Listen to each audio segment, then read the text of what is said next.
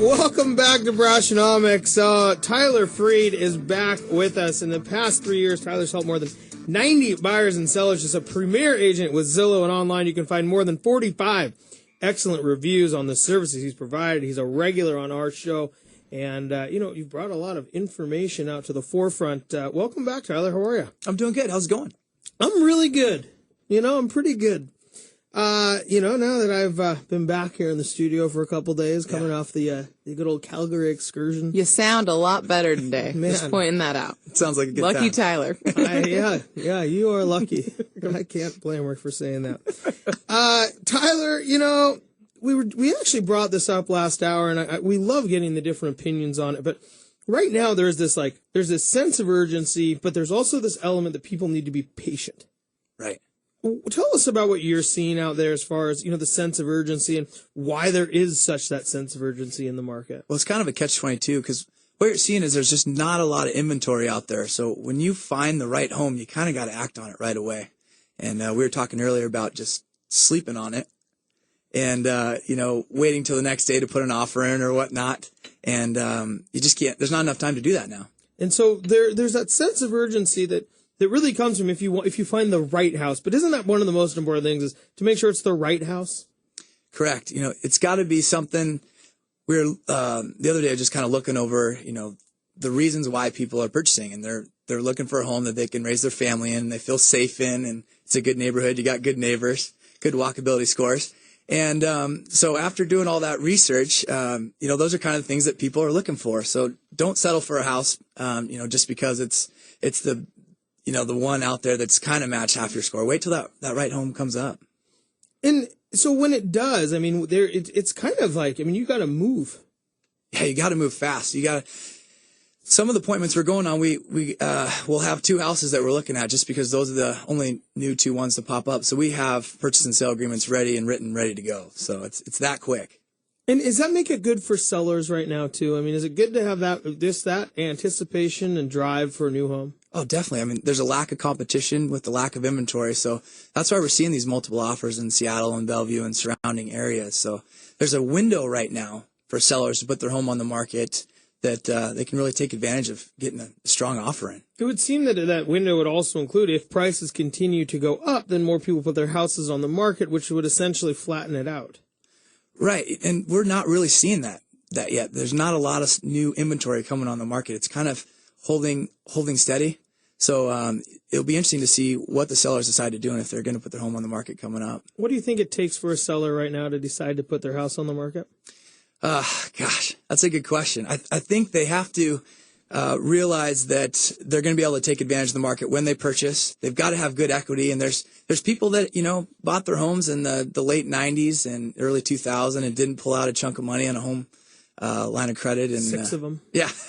They don't have 4 mortgages on their place then. So those are the people that are in a good situation. And we were talking about that earlier as buyers right now that are out there looking that don't have a place to sell, that have been renting and haven't jumped into the market through all the craze in the last couple of years. They're in a great position.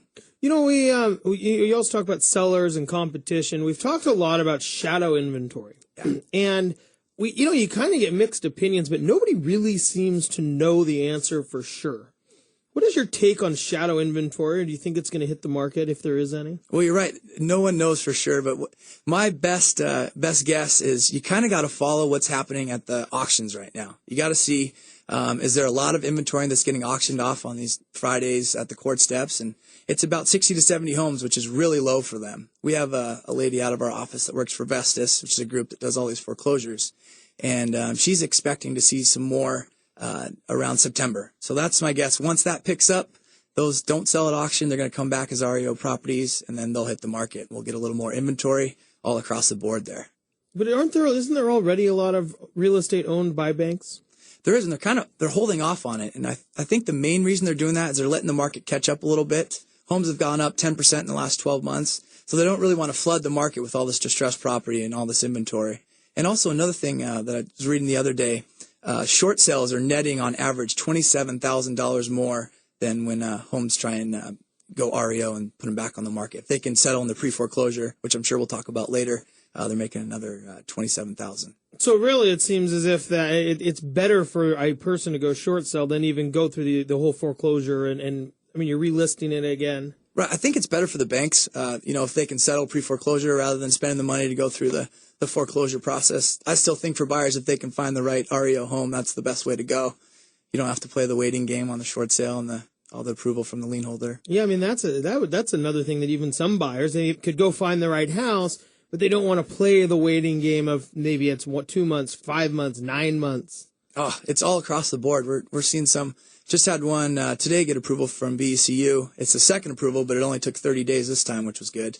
But we've got some with Wells Fargo and other banks. It's still going on 9 months. Yeah, I mean, and that's tough for a buyer. No matter how excited they are about a house, I mean, that's kind of tough to stomach, especially if you have a family you're trying to move in or whatever it may be. You can't just sit around for 9 months very easily. Right. You can't plan your timelines. I mean, you don't know when it's going to happen. So I think you hit the hammer on the nail there. The excitement is gone after 9 months. You probably lose it after 3 or 4 months. Yeah. Do a lot of your buyers end up looking at everything, or are people more cautious of the short sales? Yeah, the buyer counseling session that we like to have every time, we're talking about that. And for some people, they do have the time. They're not in a hurry to move. So most of the time, people that engage in the short sale, they'll wait 3 to 4 months and they'll be like, all right, I've had enough of this. Let's just go get something that's not short. We're here with Tyler Freed, branch manager of the Windermere Real Estate down in Lake Taps. But, it seems that a lot of people who want to purchase a home, as much as there is that sense of urgency, you also have to be patient. I mean, aren't patient buyers also in the best situation right now? Yeah, because they're taking the emotions out of it. You find the buyers that, and you work with them, the ones that are just going to say, hey, I'm going to take a business-minded approach to this, and we're going to find the right house that pencils out. We got a comfortable payment. Those guys are the ones that are, in a good situation down the road.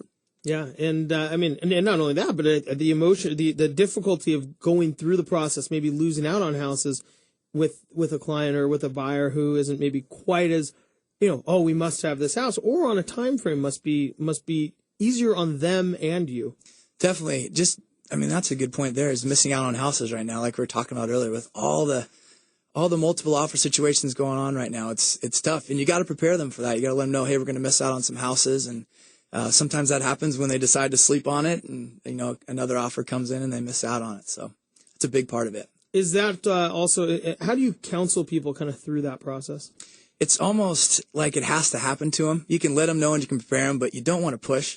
They got to feel comfortable. Imagine them and their family living in that house. So you say, hey, there's a good chance this is going to go. It just hit the market. It's a Saturday night. We're looking at the house, and it's a good one. Put the offer in if you feel comfortable on it, and either way, sometimes it works, sometimes it doesn't. And I think that makes a lot of sense what you say, that people have to go through it, because otherwise somebody's going to probably feel sold on buying this house, right? Oh no, you're going to need to offer $60,000 more than what? Don't worry, it's just what we need to do. Yeah. And even though people are hearing it, when it's their money, it's a lot harder to spend. Yeah. You can't prepare them for that. You can't prepare them and that's the tough thing with some of these homes that are in these areas that are so desirable, and right when they hit the market, and homes are selling for 40, 50 grand above on these, they'll get 9, 10 offers in. It's really, you can't prepare someone for that. You got to just kind of educate them through, hey, this is a good home. It's priced under market. And there's a good chance they're going to get a lot of offers on this. So if we want it, we should act quick before there is that 15, 20 offers. What are some strategies that you use if you're competing against 10 offers or 15 and somebody really wants the house? Is there certain strategies that work? Well, we've won some offers when we've been lower with better terms and putting together an introduction of the buyers, putting together a letter. I know we've talked about that in the past, but it explains the buyer, this is their family, this is, we've got kids on the way, or they're looking to move into the area just because they're doing a job relocation, and explain how much they love the home and how it's going to be perfect for their lifestyle. Because I think there's still a part of the seller that's not 100% money driven, that says, hey, we've lived in this home for the last 20 years. We really want someone to take care of it, enjoy it like we have. But at the end of the day, I think, if a home is getting an offer in that's 15 grand higher, they're definitely going to take that. Yeah, that's kind of half the point, right? The seller's going to have to keep that business hat on too. What about as we go into summer and through summer? I know the market tends to, it peaks really up in like spring. Mm-hmm. And now we kind of enter this, what's historically a little bit slower time. Have you seen that right now? It's been crazy. We've been selling a home a week right now, so it hasn't hit that point yet. I know historically we see people like to make the move during the summer while the kids aren't in school, and then it kind of slows down when school starts up again. But it's not really happening right now. People are just coming out of the woodworks, and the rates are so low, and it's just the right time. And yeah, we're getting calls and showing houses and selling homes. That's good. And then the rates must have a huge part in that. You know, we talk about it a lot. Well, me coming from the mortgages business, it's so weird that we would talk about mortgage rates. But, you know, the affordability that people actually can find. So even if the house is a little bit more than they anticipated spending, the affordability can really be there. That's the biggest factors. Even if that rate goes up, 1%, I mean, the amount of savings there is huge.